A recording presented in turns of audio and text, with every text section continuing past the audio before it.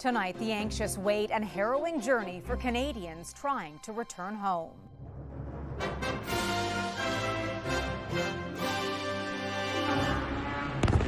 Oh my God. Relieved to reach safety in Istanbul. All of a sudden there was an alert and all that, and I was really scared, yeah. As others land back on Canadian soil. I was trying to obviously stay strong for the kids, but panicked. Everybody's trying to get out at this point. And who's threatening to escalate the war in the Middle East. Also, the final clock change for BC. I just think getting things more on sync and benefit everything. What other province may be looking to permanently switch to daylight saving time? Plus, the sounds of success.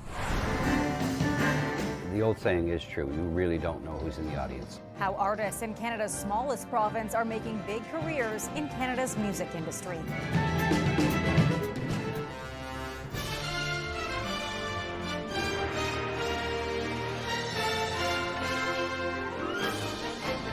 CTV National News with Heather Butts.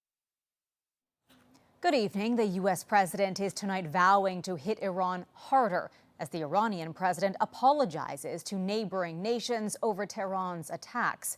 Gulf countries say their air defenses have intercepted more ballistic missiles and drones. As the conflict engulfs the broader Middle East, Canadians are doing whatever they can to seek safety. We begin tonight with CTV's Adrian Ghobrial in Turkey.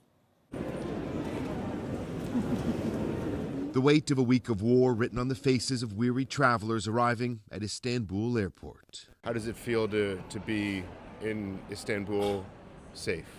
Alhamdulillah, very good, happy. CTV News flew from southern Turkey north to Istanbul on Saturday, hoping to greet dozens of Canadians as they arrived on the first Government of Canada chartered flight from the United Arab Emirates. Just as we landed, we learned of troubling news out of Dubai International Airport. Oh my God. An explosion at one of the world's busiest airports, delaying flights and causing passengers to pause. So this is today at Dubai Airport. Oops. Edmontonian Fayez Ahmed drove from Abu Dhabi to Muscat, Oman, finally arriving in Istanbul, where he was able to reflect on the past week, caught in a conflict. All of a sudden there was an alert and all that, and I was really scared, yeah. It was a much more violent scene at Tehran's Mehrabad airport this morning. Iran's UN envoy says more than 1,300 civilians have been killed in that country as the war enters its second week. Collapsed buildings in southern Beirut tell just part of the deadly story. More than 200 have died in this city since the most recent fighting began. Today, Iran's president apologized to Gulf nations that have been attacked, saying that Iran's Interim Leadership Council has agreed from now on neighboring countries won't be targeted unless they attack us. There are some questioning Iran's president's authority to control the country's military, especially after today's events in Dubai. For the fortunate few Canadians who've navigated their way out of the Middle East to Istanbul, their journey still has one more important leg to go. I'm halfway there. I'm not back at school yet, so we'll see. It's been an emotional few days. It was never seen such things. It's not about being scared or whatever, but to be with family, I think, is more important. You just want to get home and hug your family. As for the Canadians flying on a government-chartered plane out of Dubai, they're just one of multiple flights to experience significant delays leaving that city as a difficult week grows that much longer for those yearning for the comfort of home. Adrian Ghobrial, CTV News, Istanbul. The volatility in the region has the Canada Border Services Agency putting a pause on deportations to Israel and Lebanon. The CBSA says it's implementing a temporary halt on removals to those countries, with the conflict in the Middle East creating a risk to the entire civilian population. While travel into the region has been scaled back immensely, flights bringing Canadians back home are underway. CTV's Kamal Kramali has the joy of those returning today. As soon as these doors open at Toronto's Pearson Airport, there's a brief moment of suspense. Then a wave of excitement, a hurried walk that turns into a sprint. And finally, that long-awaited hug, relief seen in these tear-soaked faces. What does it feel like to be back on Canadian soil? So relieved. All in all, more than 50 Canadians on this flight flown into Toronto from Dubai to escape the war that has engulfed the region. I'm so excited that I'm here because I live in the fear. I was afraid. Through it all, it's hard to miss Aklima Amini, her colorful bouquet of balloons held tightly while she's gripped with worry, still waiting to see her son and his family. How happy will you be to see him? I'm so happy. Too much. Yeah. While she watches other passengers arrive, there's a sense of gratitude here, not for the Canadian government. We couldn't reach out to the embassy. We only have an email to reach out, and the reply is always automatic. But instead praise for the United Arab Emirates. The UAE government did an amazing job keeping us well informed of everything that happened. Camille Brown and her kids felt the war arrive at their front door. We can hear it, we saw it, we can feel it, our house shook. Not long after their flight had taken off, a drone attack shut down Dubai's airport, suspending all flights. The Foreign Affairs Minister saying over 90 Canadians were also flown out of Dubai to Istanbul today, and 300 seats are being put aside per day on commercial flights. Yeah. For Aklima Amini, the moment she's been waiting days for, seeing her son and his family safe at last. I think he born again. You think he's been born again? Yes. With roughly 4,500 Canadians asking for help to leave the region, according to the Foreign Affairs Minister, it still could be a long road ahead until they're able to get everyone out. Heather. Kamal, thank you.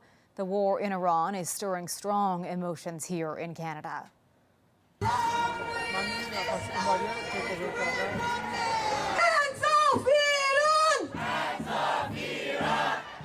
Hundreds hit the streets in Montreal today, holding opposing rallies. Many marched to thank the U.S. and Israel for their strikes in Iran. Others denounced the foreign intervention. Demonstrations were also held in Vancouver and Toronto. The U.S. president was in Delaware to honor American soldiers killed in this conflict with Iran. The remains of 6 service members were brought home. Donald Trump, First Lady Melania Trump, and Vice President J.D. Vance joined top military officials for the solemn event. The U.S. Army Reserve soldiers were killed when an Iranian drone struck their facility in Kuwait last Sunday.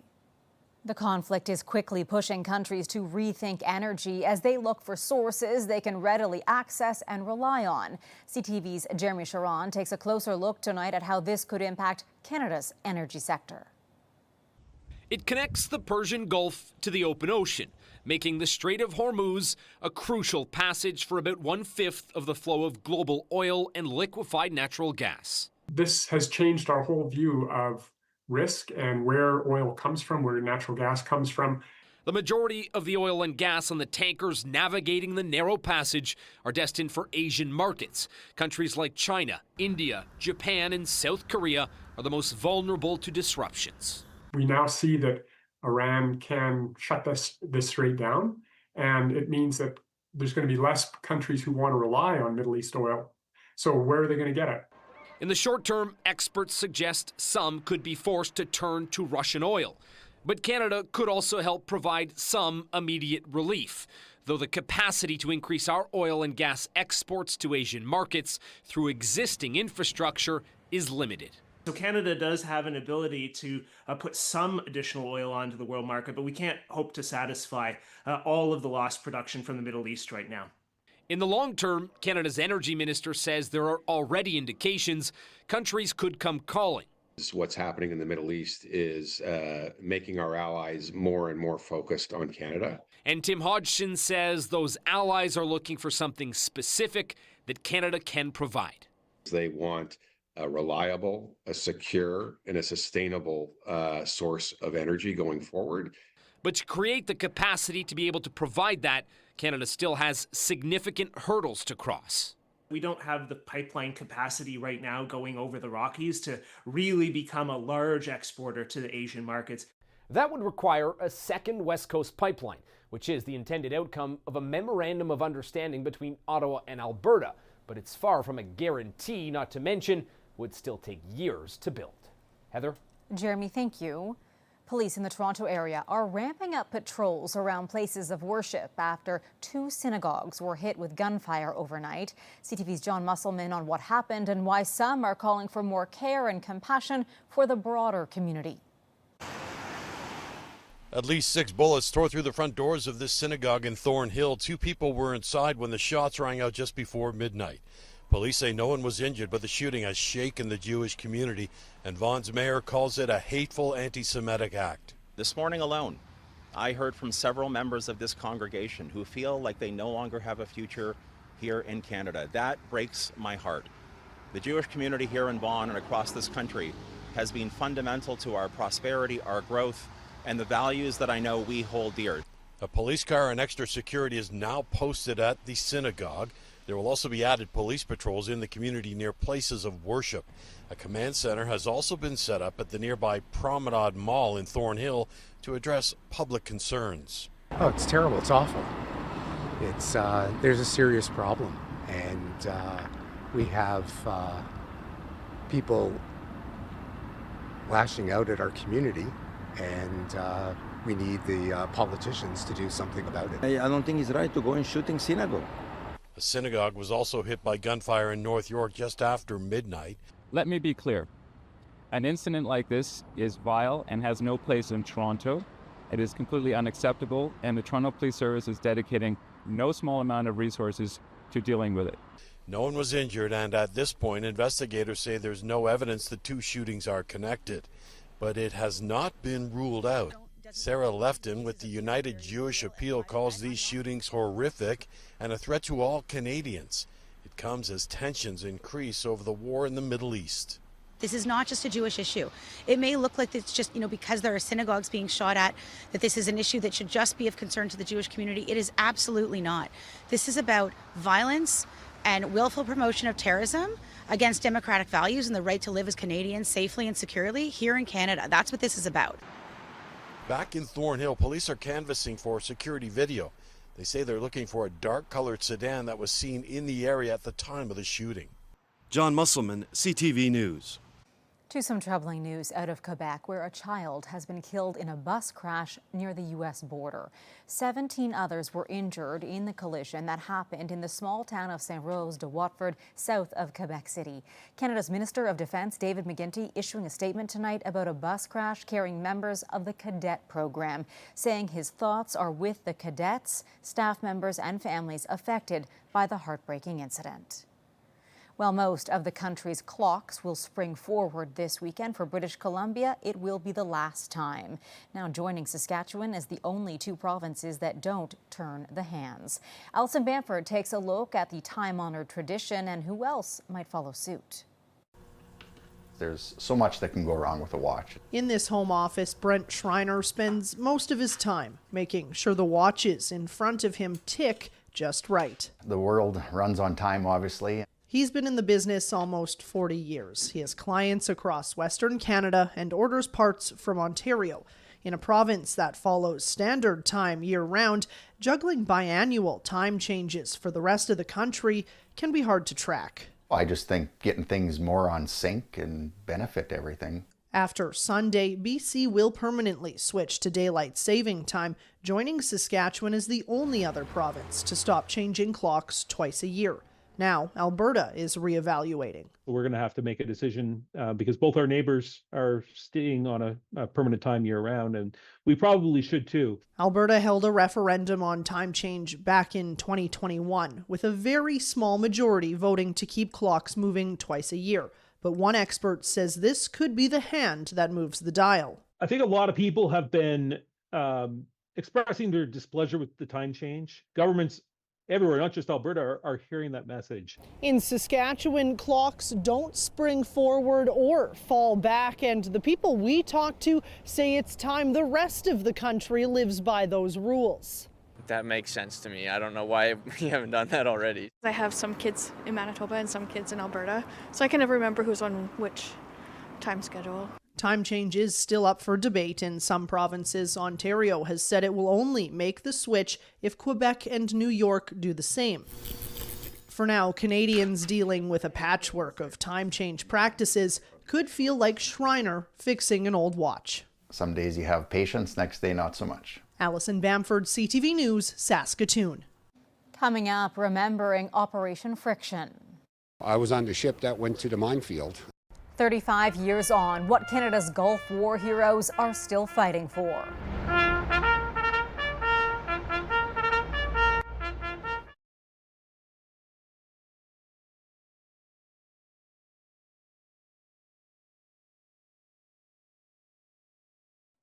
Canada is off to a strong start at the Milano Cortina Paralympic Games.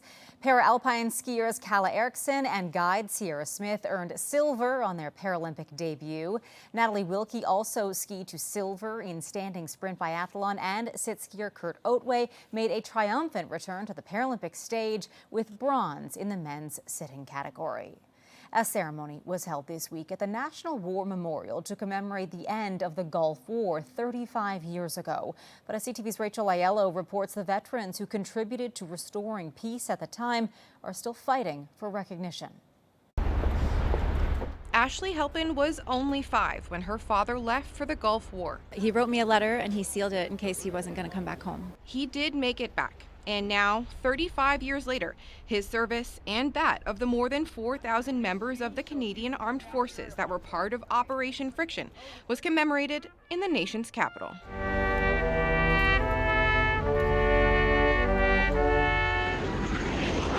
As part of a 35-nation coalition, Canada contributed naval, air, and medical forces, supporting operations to drive Iraqi forces out of Kuwait. But those men and women are still waiting for the federal government to classify them as war veterans. It means a lot to a veteran to be recognized with our other veterans of past wars for mentally and just be able to say, you know, I'm a war veteran. In the Liberals' last election platform, Prime Minister Mark Carney promised to review the designation of certain military missions, including in the Persian Gulf, so that veteran sacrifices in conflict zones are properly recognized. We went to a war. I was on the ship that went to the minefield and got helped Princeton out. And, you know, you don't do that on a cruise ship. Asked if she agrees Persian Gulf veterans deserve full recognition for their service, the Veterans Affairs Minister said this ceremony was one step in the process. We are continuing to move forward with acknowledging the service of those who have served our country. With another war underway in the Middle East, those who've seen the impacts of Canadians' past efforts in the region firsthand say it made this commemoration all that more timely. I think it's important for Canadians to remember and to pay their respects and to come together as a nation, I think now more than ever. The Gulf War was the first time Canadian women served in active combat roles. There were no Canadian casualties over the course of the conflict, but many returned home with chronic health conditions that Veterans Affairs now recognizes as Gulf War illness. Rachel Aiello, CTV News, Ottawa. Still ahead, a monumental challenge. The struggle to preserve a storied past.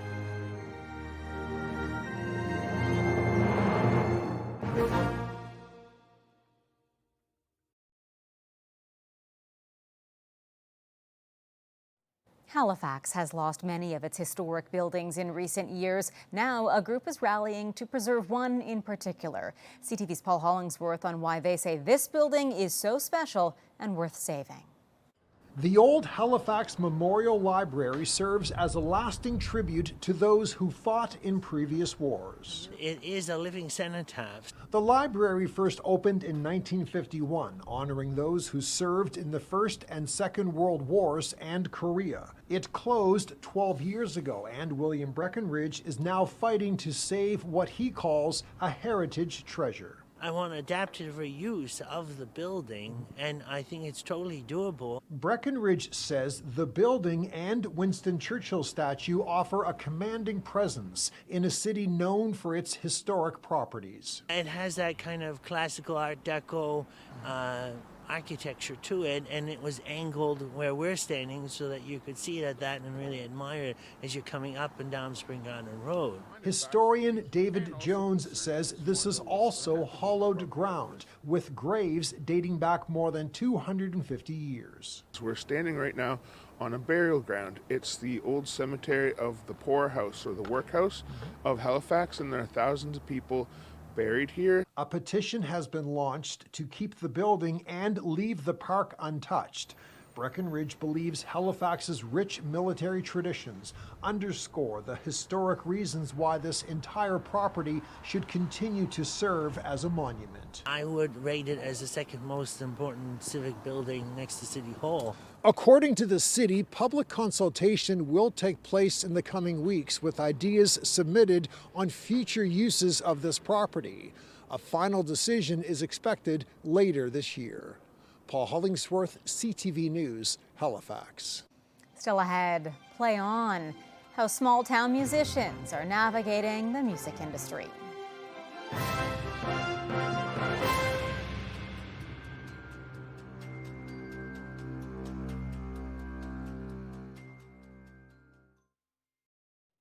Finally, for us, we're taking a unique look at a musician's career, challenging and perhaps even more so for artists in small provinces. Tonight on Prince Edward Island, they are celebrating the success stories and the work it takes to get there.